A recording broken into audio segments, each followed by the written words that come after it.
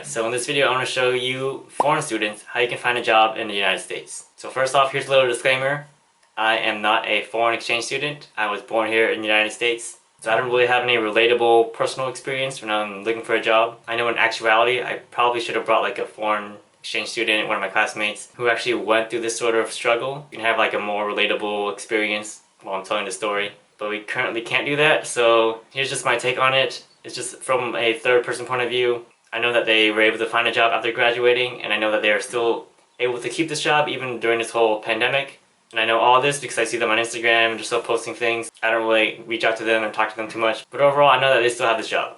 Also, don't give me some hate on this. I know there might be some American citizens who are probably going to say or think, there are people out there who are stealing our jobs. Why are you doing that? Why are you supporting other people from different countries coming to in America and taking our jobs and taking our rights and, giving it to other people when we need it the most? To me, finding a position and keeping it, that's all depending on merit and experience. So if they're able to find some other person from a different country and are able to hire them, or maybe they just like them better, maybe they have more experience, or they feel like they could bring on more diversity, then that foreign exchange student or that foreign person won.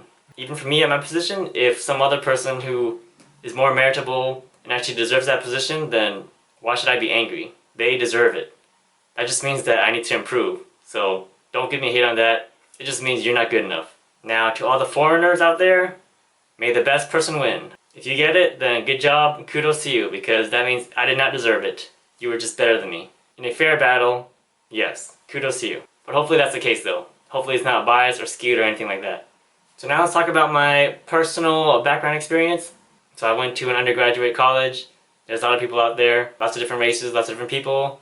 I didn't really make too many different friends. Even though my school was very diverse, I didn't really reach out to them and talk to them. I was just really secluded in my own bubble. During graduate school, that was when there's a lot more diversity, and that was when my class was much more smaller, so I had to really reach out to them. More than half, I'll probably say like 75% of my class, of my classmates, they were mostly foreign exchange students. And I'm gonna be super blunt out here. About 50% of them were from India. So if you're from India and you're watching this, hi India. About 25% of them were from China. So if you're from China and you're watching this, hi China. And the other 25% were from all other parts of the globe. So parts like Korea, the Middle East, even Canada. So hi to all the rest of the world out there. And the other 25% were from America. So we didn't really have that much of a struggle or difficulty in terms of like finding a job. Overall, what I'm trying to say is that during graduate school, that's when I met the most diversity. That's when I met the most, and I had to befriend most of the foreign exchange students. I know they had things to worry about like visas and stuff, but because I and the other 25% of my classmates didn't have to worry about it, I know we sort of didn't really care about it too much. So for me personally, I'm sorry that people who are coming into America, I know they want a better life. I'm sorry you guys have to go through this. But that's why I'm making this video. I'm trying to help you guys out. So here's just my perspective on what you guys can do to find a job. Okay, so now that we're done with my personal story, let's get right into it. So the first thing that you should do is make connections during school. So when I say make connections, that means you should try reaching out to your professors, for example. So when you reach out to your professors, talk about their research project. This shows that you're interested in that topic, but it just shows that you're proactive, or that you're trying to seek out experience. Sometimes the professor, they can hook you up with their research project, or they might be able to give you an internship, or they might refer you to someone who has a project or an available internship. Or try talking to your classmates. So when you're in class, when you're in graduate school, you're all going to be struggling, you're going to be going to do the same homework problems and the same projects and everything. So you guys are going to have a difficult time together. So you might as well enjoy you guys' company and work together. So in my little cohort, again, 75% were foreign exchange students. So you have 75% that should be working together. You guys are pretty much in the same boat. So everyone, after they graduate, they're going to be sort of scared and, they want to find a job together. They all want that same end goal. So that means you should be working together and struggling together. So that means you're going to be struggling together during class and, for the most part, struggling together after graduation. When you talk to each other, you might realize that, some classmates, they might have an internship already, or they might have already had job experience. So you just reaching out to them, talking to them, you'll learn new things from them. And if you're lucky, somehow, maybe your classmate has an empty position just for you. Or maybe their company, they're looking for someone but they don't know who's the right fit. But maybe your friend here, your classmate, can actually help you out. Your friend could probably refer you to that company, or the company refer to you. So the company might reach out to you and say, "Oh, hey, I heard from my intern that you're a hard worker, you're a good fit for this position. Maybe we'll hire you, or maybe we'll take you in, we'll take another intern." So for the most part, just help each other out. Talk to each other as classmates, as struggling partners, because sometimes it's who you know that could land you a job rather than what you know. For the most part, most people come out after graduating, they don't really know too much because they don't have that much experience, job experience. So they just have to have someone already in that field who can sort of refer to each other, refer someone out of that field and say, "Hey, I have a friend who's a hard worker.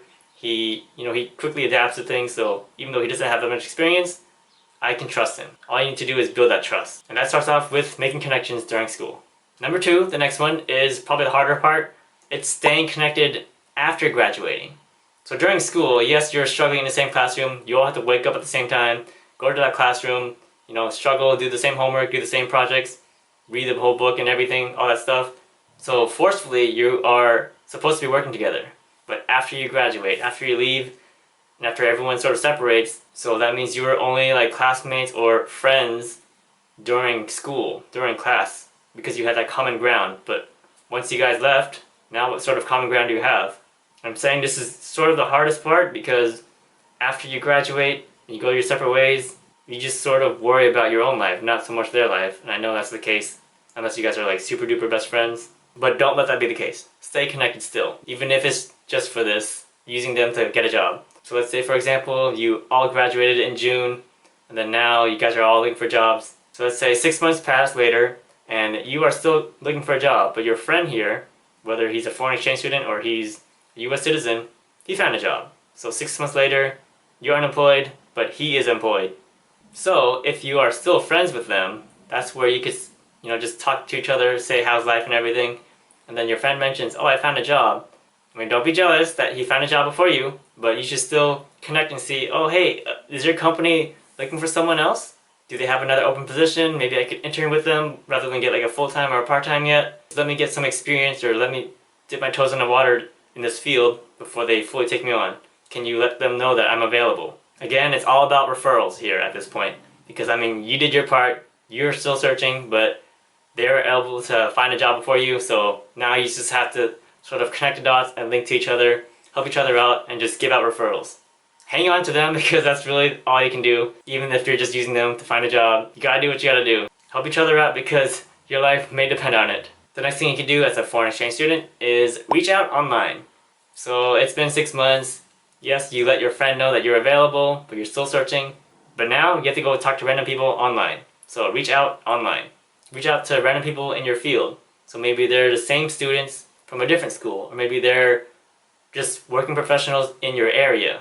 So personally, even on LinkedIn, I know some of you guys are actually searching me up. It feels sort of weird, but also good, knowing that you think that I'm a professional or something. I'm not really a professional, but it is good to know that you're reaching out to me even though I may not give you so much experience or so much advice. Just start messaging people on LinkedIn. Talk about their field, talk about what is it like to get started, or how did you get started, how did you find a job, what is it like in the field, do you enjoy it, do you think you can refer me to someone, do you think your company is available, or do you have any open positions, just cold call them, just talk to them. There's no shame in asking. The most they can do is probably just ignore your message, but don't take it personally, and if they do ignore your message, just move on to the next person. So you can either talk to random professionals in that field, or you can just talk to recruiters of the company that you want to work for. So again, if you're proactive and you're talking to random people, this shows that you're interested, this shows that you're proactive. You want to separate yourself from just those random hundreds of stacks of resumes from a recruiter. If you're talking to the hiring manager of some company, you just messaging them on LinkedIn shows that you're interested, and maybe that person, as they're going through the whole resume list, they'll remember your name. They'll say, "Oh, I remember them talking to me during LinkedIn. Maybe they're a better fit because, they actually went out of their way to talk to me. They're more than just a piece of paper and this computer screen. They're more than just a PDF file. They actually have a name and a face that I talk to." So make yourself stand out.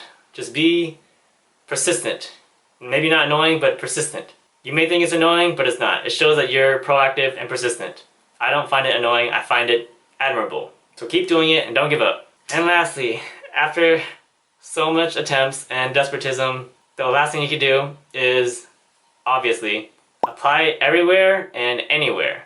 So you've done everything you can, you've connected during graduate school, you've still stayed connected with your friends after graduating, you've reached out to recruiters and your professionals, and you're letting them know that you're interested in the field, you're letting them know that you're proactive. Now all you can do is really just, what you can do is apply everywhere and anywhere and just, keep applying until you find something at least. So if you're coming from a different country, you already experienced the whole move. So now you're sort of already used to the fact that you had to move somewhere pretty far to be given an opportunity. So that means you should be applying everywhere. You should be willing to move for your job if you have to.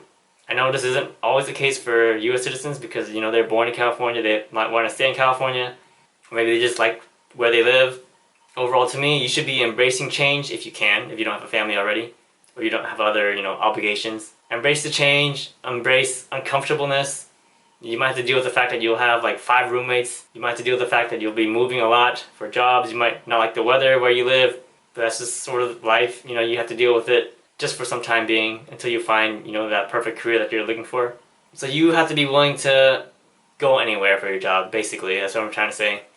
And it's not that easy for US citizens either. I'm a US citizen, but I had to apply to over 300 jobs until I got my one job, until I got one offer. And that was my only job. 300 plus job applications equals one job offer.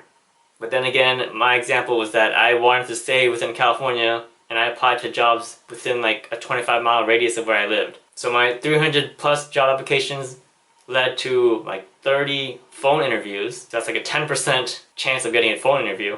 Those 30 phone interviews eventually led to maybe 15 in-person interviews, and out of those 15 in-person interviews only led to one job offer. So I don't know if it's just me that my job application sucks. I didn't have any referrals at all. I just pretty much applied everywhere within my reasonable distance and just, wish for the best. So in a way, I didn't really even follow my own advice that I'm giving to you right now. I just hoped for the best and I just kept applying everywhere until I eventually got something. It took me 6 months before I even got this job. So after graduating, 6 months of not having a job, 300 job applications sent out later, then I got one offer. So those are my stats. You might be dealing with the same thing. Don't be discouraged, just keep pushing forward. So hopefully this helped you guys out. Realistically, you guys might have to expect a much longer time period than I did. Unless you know someone who's already in that position that you're looking for, it will take, a pretty long time. Especially with what's going on right now with the whole 40 million Americans being laid off from work and this whole pandemic and even the social unrest right now. It might take a while before you find anything at all. Just trying to be honest. So with that being said, I hope you guys enjoyed the video. Foreign exchange students, I hope you guys come here and embrace the change and change our perspectives, change American perspectives. Hope you guys can improve both America and if you do go back to your country, bring that whole new experience back to your country and try to better everyone, better the whole world. And for you Americans out there, hey, I'm in the same boat. I went through the same hardships as most Americans will. I mean, we got student loans that we gotta deal with. I know we're facing our own issues, but for the most part, if it's a fair battle between you and some foreign exchange student and they got it, then do not hate them for getting it. It just meant that you were lacking in something.